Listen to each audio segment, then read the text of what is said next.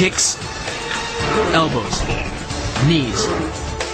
But these are only 6 of the 8 limbs. The kick is a fundamental strike in Muay Thai. Like the jab in Western boxing, the kick is the long-range weapon of the sport. The kick's power comes from the torque generated by the rotation of the hips. It's the same principle that cracks a whip. Turning the hips just a few degrees forces the foot to travel a much greater distance and creates a lot of speed as it does. The longer the leg and quicker the rotation, the faster the kick. And unlike karate, Muay Thai fighters are also taught to strike with the hard bone of the shin. A Muay Thai kick can generate roughly the same force as a baseball bat, enough to crack a rib or a leg. That same focus and accuracy are at the core of the drill, and are the same principles that underlie the most devastating strike in Muay Thai. Basically, it works like a point of a knife. All the force is magnified by being concentrated in a small, hard area. Even if the elbow doesn't deliver a knockout, it will almost always leave a nasty cut and often end a fight.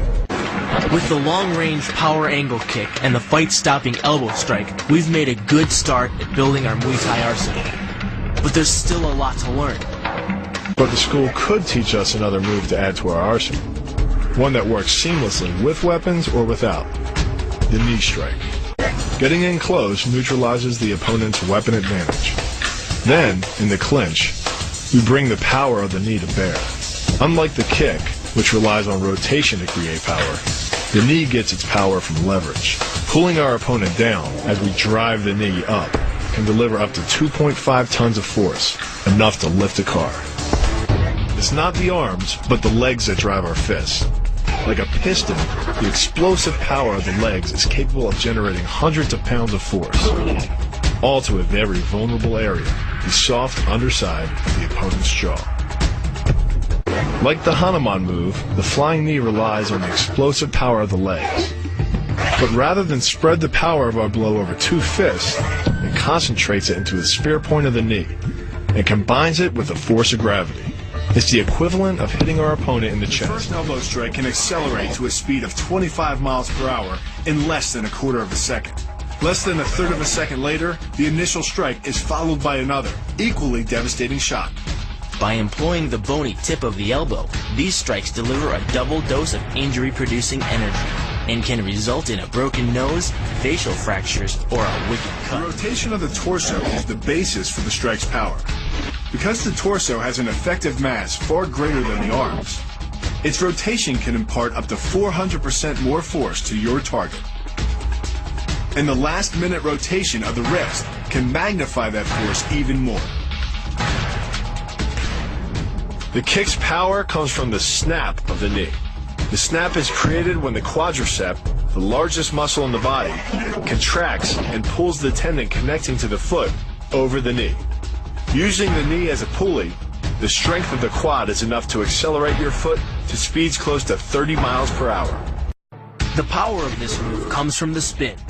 Like the wrecking ball at the end of a demolition crane, the power is generated by the rotation of the body. In conjunction with the snap of the knee, the foot achieves a velocity of nearly 30 miles per hour. When the heel connects with the solar plexus, it transfers 1,400 pounds of force, enough to damage internal organs and fracture multiple ribs. The move gets its power from the pressure exerted by your legs. The first leg imparts pressure to the carotid artery. The second leg, working in conjunction with your arms, optimizes that pressure, transforming you into a human vice grip. If your opponent doesn't tap out, he'll pass out. Much longer and permanent brain damage can ensue. Leading with the near arm, the first jab travels the shortest distance to the opponent, so what it lacks in force, it makes up for in speed. The second punch, utilizing both the twist of the shoulders and the forward momentum of the kick, can carry over 4 times as much impact. And just a few hundred pounds of force to the temple is enough to cause a knockout.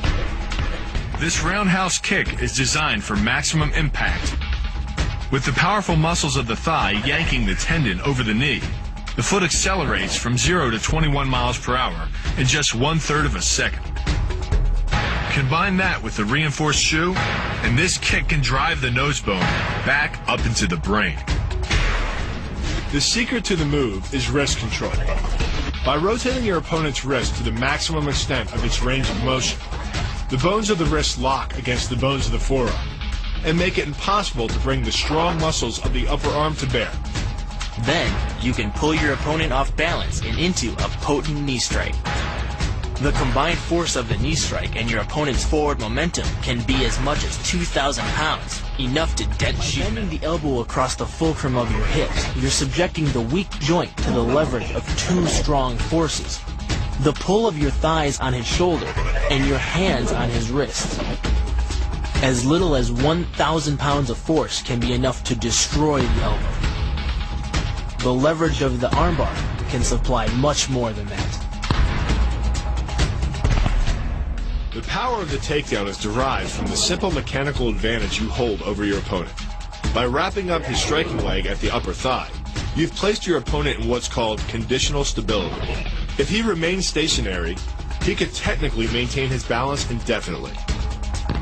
But by driving him backward and initiating a sweep of his other leg, you've added two destabilizing factors, and the loose center of gravity simply cannot hold. To do that, the Marine pushes his opponent at a location above the center of mass, while using his sweeping leg to create a tripping point, which is below his opponent's center of mass. Once the loss of stability has occurred, gravity does the work, and the damage. On the ground and on his back, your opponent is now vulnerable to any number of finishing strikes. Your forearm and biceps apply pressure to your opponent's carotid arteries. Located on either side of the trachea, these two arteries are the only way to get blood to the brain. It can take less pressure than squeezing an orange to stop the flow of blood to the arteries. And with no blood flow, the brain shuts down almost instantly.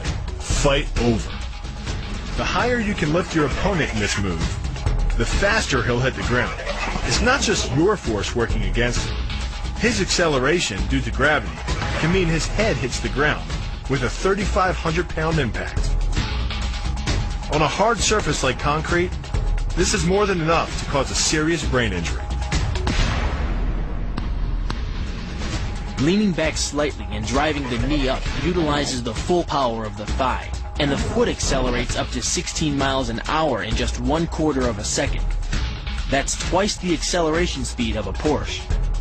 Coupled with the rotation of the hips, the kick can impart 450 pounds of force upon impact with the ribs. When executed perfectly, it's a motion similar to cracking a 2x4 with a sledgehammer. It's aimed at the largest gland in the human body, the liver. A direct hit won't just bring an opponent down.